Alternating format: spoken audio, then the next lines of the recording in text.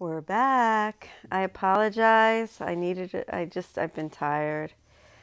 I've been burning the candle at both ends, but I am here today. Journey through the text of A Course in Miracles. And I wanted to let you know you can buy this on Amazon. I think it's $15 per book. There are 4 books for the text. So, and it's Foundation for A Course in Miracles. It used to be Foundation for Inner Peace, but they changed it. So you can go to facim.org, facim.org, Foundation for A Course in Miracles. And that is in California. But just so you know, you can buy it on Amazon and or go to the Foundation for A Course in Miracles. Okay? All right, let us pick up our reading. I think we started with the prelude, introduction, and I will start with the form today. We are on page 1. A Course in Miracles form. Literary style. I would like first to discuss the text from a literary point of view and talk about some of the styles Jesus uses to express his message. Following this, I will discuss the musical or symphonic aspects of the text's writing. Understanding the musical nature of the writing of the text can greatly enhance one's understanding of its message, which is our ultimate goal. From a literary point of view, a stumbling block that most students run into is the way in which A Course in Miracles is written, specifically the fact that it is written on many different levels. Having said that, let me also say that the difficulty this kind of writing presents ultimately is a disguise for the real problem students have with the Course, which is its message, not how it is written, but what it says. Yet it is certainly true that the way the Course presents its teaching can be a roadblock, at least to a beginning student. 2 levels of discourse.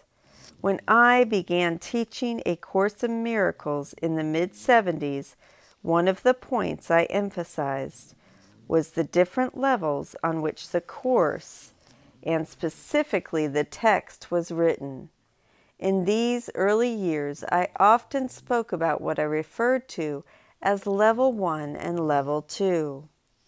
Level 1 is the metaphysical dimension that teaches that the physical universe is an illusion and not real, and we are not even here. More to the point, God, who created us, does not know about our individual selves. For how can one know what is not real? I have also said in this regard that given the fact that we very much believe we are here, this is not a practical way to try to understand and live by the Course's principles. Actually, that was a huge roadblock to me personally for years. It took me a while to stop avoiding that, basically. Now today I find freedom in it. So it is most disconcerting, especially at first, to be told, as A Course in Miracles implicitly and explicitly tells us throughout that God is oblivious to this world and our participation in it.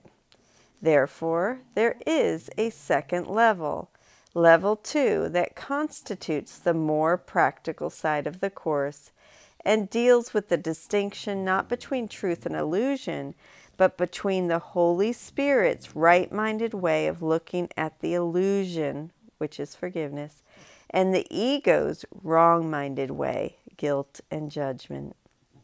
Students can find it frustrating that these 2 levels are never identified as such in the Course.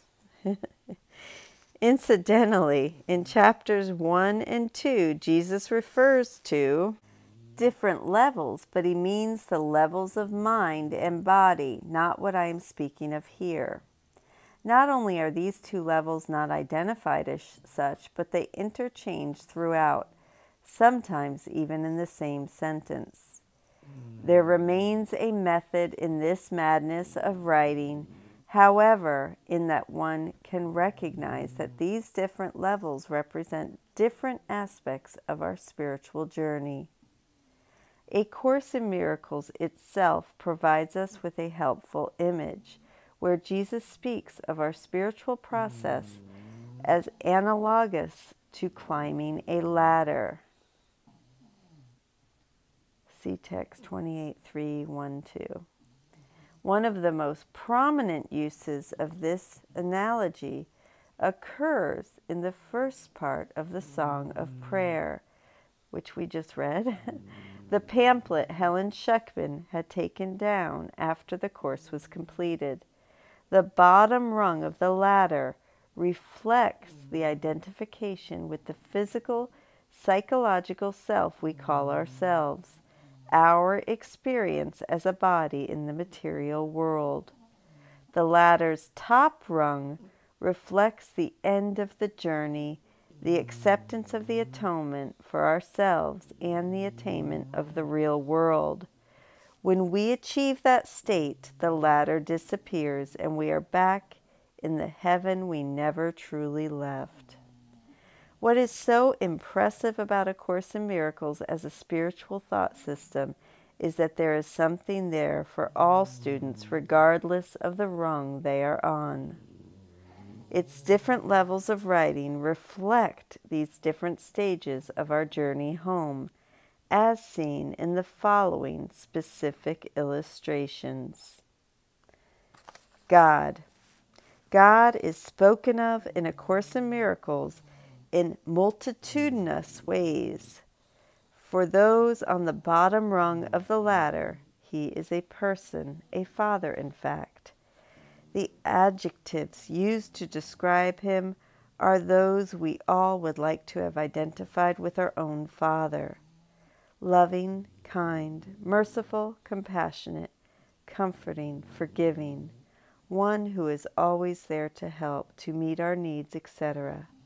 On the other hand, as we make our way up the ladder, we find many passages that make it clear that God does not even know about us. He is not a person, not part of our dualistic world of subject and object.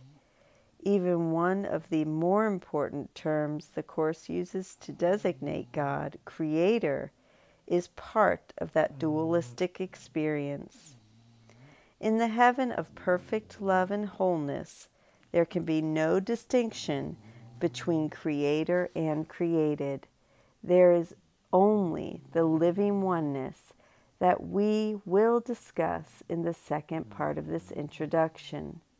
Again, the many ways God is spoken of in the Course reflect our experiences on different rungs of the spiritual ladder. Before continuing, let me clarify what I mean by the dualistic elements in A Course in Miracles. These are the aspects that pertain to the bottom rungs: God as a person and the Holy Spirit, or Jesus, doing things for us in the world. The aspects of the Course that pertain to the upper rungs of the ladder are those that deal with the more abstract, non-specific nature of reality and the non-specific nature of the Holy Spirit's or Jesus's relationship to us as thoughts in the split mind.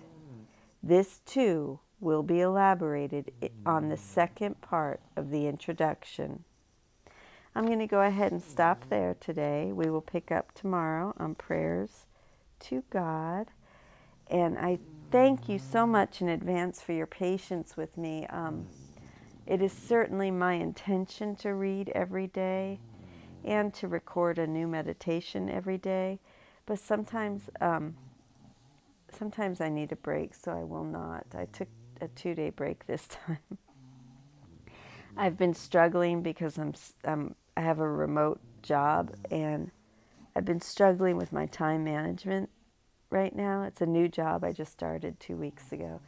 So this shouldn't last long, but I do so appreciate your following, your interest, and your patience. And hopefully I will record it every day. I certainly want to.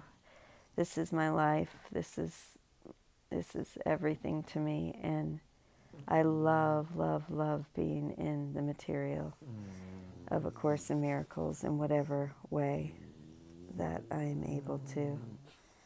And I love sharing that with whoever is here. Whoever's meant to hear it will find it. So I'm very grateful. I love you. Have a beautiful day. And I will hopefully see you tomorrow. I certainly plan on it. So I will see you tomorrow. And thank you. I love you.